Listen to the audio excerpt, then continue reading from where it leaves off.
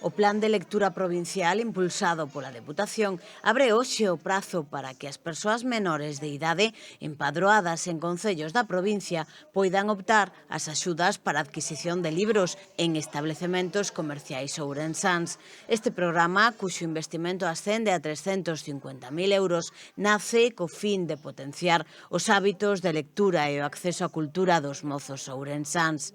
A compra de libros pode facerse xa desde hoxe mesmo ata o vindeiro 20 de decembro. Para poder recibir axuda deberá realizarse unha solicitude a través da web plandelectura.depourense.gal. As axudas, que consisten nun libro por persoa cun custo máximo de 20 euros, poden solicitarse nos establecementos comerciais que se adheriron ao programa. Trátase de máis de medio cento de librerías de toda a provincia.